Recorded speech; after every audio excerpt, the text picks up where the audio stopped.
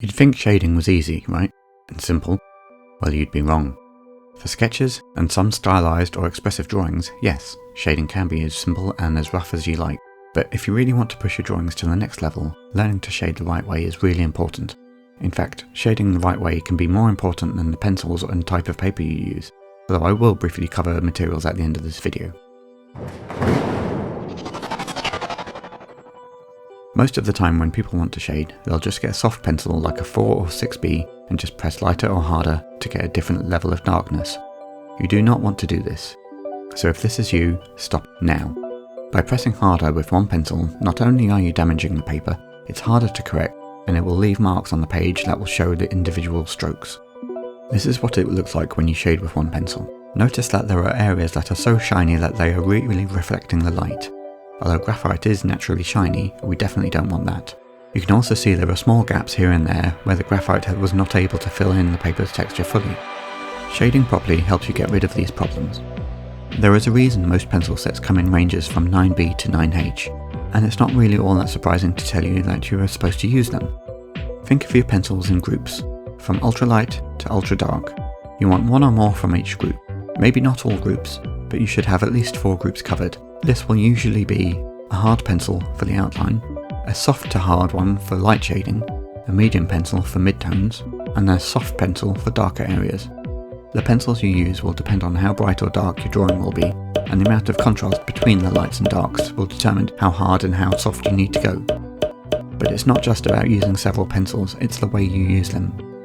Here's another swatch, this time with 5 pencils, using each one for its natural shade. Although we don't have as much of the shiny reflective surface, we can still see lots of the white paper, and we can still see the direction of individual strokes.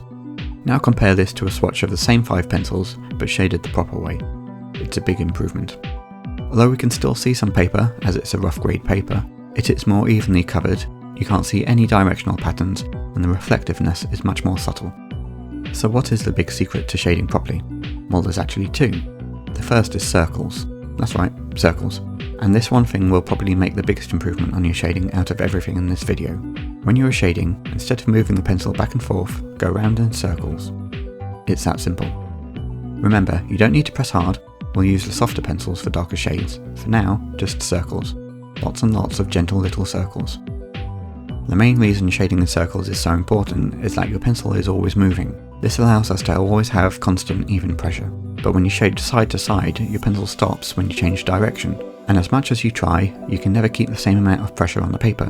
This causes hot spots that you don't get from shading in circles. The best part is this technique is really easy and fast to learn. But what about the second secret? I did say there are 2. The second secret is layering. When you want to shade a darker area, don't just go straight for the softer pencil.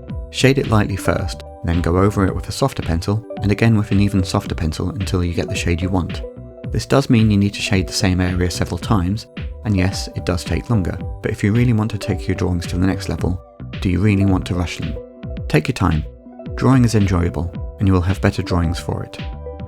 As a side bonus, these techniques also work great with coloured pencils too. So now you have the secrets to shading like a pro. What about the materials we use? Well, most of the time it doesn't matter, really. Sure, you can buy the best pencils and the most expensive paper, but 9 times out of 10 it won't make a difference, because the end result will depend on you, not the tools you use. As you get better, sure, invest in better equipment. But if you're just starting out or on a budget, use whatever you can get, or what you can afford. For pencils, most common brands have student offerings, but also the normal ranges usually don't cost all that much, especially if you can get them in a sale. Plus, by shading properly, your pencils will actually go further. I would say, however, always go for a known brand like Derwent or Faber-Castell, as these companies always test their pencils so they are consistent, and when you do need to replace a pencil, you know it will perfectly match the previous one. As for paper, don't worry about getting archival acid-free paper. Unless you leave a drawing out in the sun for a very long time, you'll probably never notice the difference in your lifetime. Just get the type of paper you like.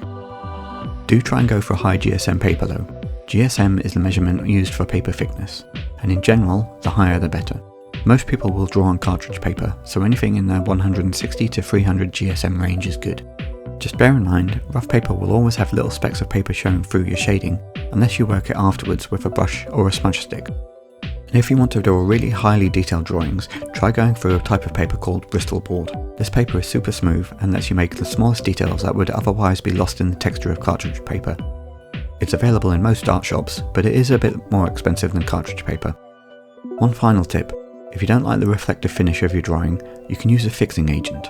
One cheap fixing agent many people use is hairspray, but I would test this on a blank page first to make sure it doesn't dry with a colour or make your page sticky. Alternatively, my favourite is using matte varnish spray. It's a little bit more expensive, but for the drawings you really want to keep, it's definitely worth it. Thanks for watching and happy drawing.